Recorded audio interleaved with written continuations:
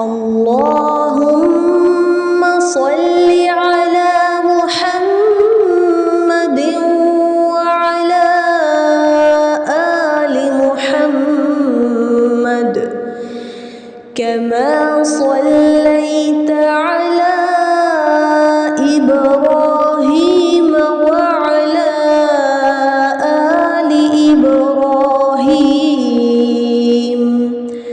إنك حميد مجيد. اللهم بارك على محمد وعلى آل محمد كما باركت على إبراهيم وعلى آل إبراهيم إنك حميد مجيد. السلام علیکم ورحمۃ اللہ وبرکاتہ. آج آپ لوگوں کا سیکنڈ لیسن ہے. پہلے لیسن کا اتنا خوبصورت رسپانس تھا. آپ لوگوں نے جتنے شوق سے سنا اور نہ صرف سنا بلکہ جس طرح سے آپ لوگوں نے اپنے ٹیسٹ پوسٹ کیے، اللہ سبحانہ تعالیٰ قبول و منظور کرے. انشاءاللہ 3 مہینے میں آپ رسول اللہ صلی اللہ علیہ وسلم کی سیرہ کو اپنے فنگر ٹپس پہ یاد کر لیں گے. اللہ سبحانہ تعالیٰ آپ کے شوق کو اسی طرح سے سلامت رکھے. آمین ثم آمین. السلام علیکم ورحمۃ اللہ وبرکاتہ. بسم اللہ، الحمدللہ والصلاة والسلام علی رسول اللہ. رب اشرح لی صدری ویسر لی امری واحلل عقدۃ من لسانی یفقهوا قولی. ناظرین السلام علیکم ورحمۃ اللہ وبرکاتہ. سیرت النبی صلی اللہ علیہ وسلم انگلیوں پر اہم واقعات کو یاد رکھیے آسان طریقے سے. سبق نمبر 2، سیرت کیوں اور کیسے. سیرت کیوں پڑھیں؟ نمبر 1، آخرت کی کامیابی کے لیے، اس لیے کہ اللہ کی اطاعت کرنا ہو تو رسول کی اتباع کرنی ہوگی. اتباع کا مطلب کیا؟ محبت کے ساتھ اطاعت کرنا. آپ صلی اللہ علیہ وسلم نے پوری زندگی کو اللہ کی عبادت میں گزارا. زندگی کے ہر پہلو مثلا نماز، روزہ، سونا، جاگنا، لین دین وغیرہ میں بہترین عبادت کی. نمبر 2، دنیا میں کامیابی کے لیے. دنیا میں سب سے کامیاب ترین انسان کون تھے؟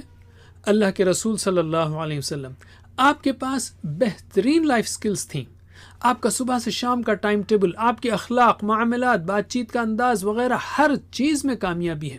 تو انتہائی بے وقوفی ہوگی کہ ہم فقیروں کے پاس کامیابی کے راز ڈھونڈیں اور جو اس میدان کا بادشاہ ہو اسی کو نہ پڑھیں. تو 1 اور 2 ہیں آخرت اور دنیا میں کامیابی کے لیے.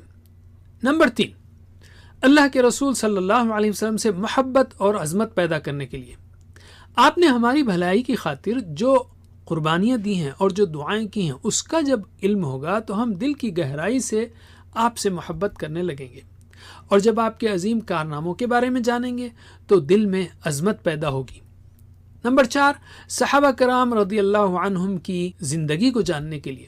صحابہ کی زندگی میں زبردست تبدیلی آئی. کیسے؟ ایک طرف اللہ کے رسول انہیں قرآن سناتے، قرآن اور حکمت کی تعلیم دیتے، ان کا تزکیہ کرتے، تو دوسری طرف صحابہ آپ صلی اللہ علیہ وسلم کے ایمان و یقین، اخلاص اور عمل کو دیکھتے تو ان کا ایمان بڑھتا چلا جاتا اور وہ ہر قربانی کے لیے تیار رہتے. تو 3 اور 4، رسول اور صحابہ.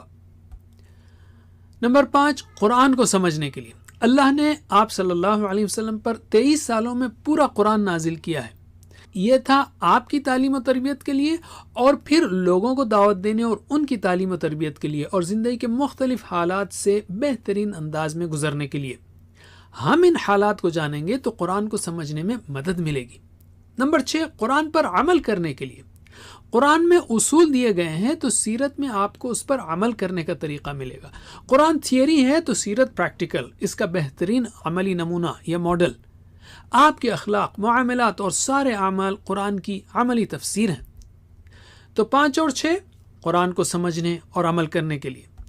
نمبر 7، اپنے ایمان کو اور اللہ کے ساتھ اچھی امیدوں کو بڑھانے کے لیے. آپ صلی اللہ علیہ وسلم نے اللہ کے بھروسے سخت ترین حالات میں کامیابیاں حاصل کی ہیں.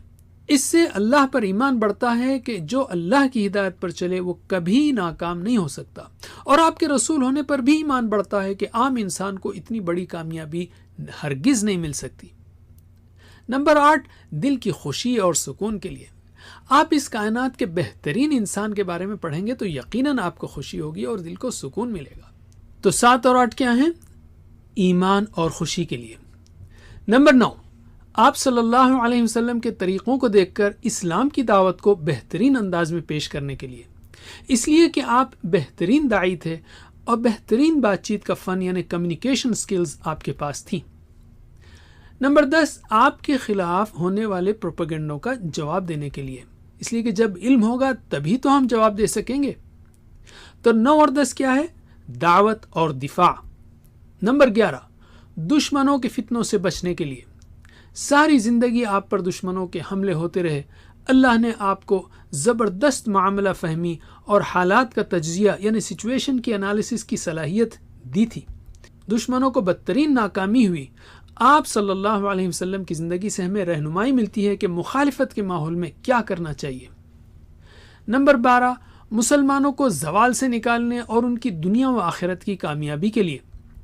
آپ صلی اللہ علیہ وسلم نے صرف 23 سال میں قرآن کو لے کر صحابہ کو ایسے تیار کیا کہ 50 سال کے اندر وہ سپر پاور بن گئے اور 1000 سال تک اخلاقی، روحانی، علمی، فکری، معاشی، فوجی، سیاسی میدان میں لیڈر بنے رہے۔ اگر رسول صلی اللہ علیہ وسلم سچے نہ ہوتے تو پھر آپ کو یہ زبردست کامیابیاں کیسے ملیں؟ اور یاد رکھیے مسلمان زوال میں اس وقت آئے جب وہ آپ کی اتباع میں کمزور پڑے۔ تو 11 اور 12 کیا ہے؟ فتنے اور زوال۔ تو یہ 12 اہم وجوہات ہیں سیرت کو پڑھنے کی۔ سیرت کیسے پڑھیں؟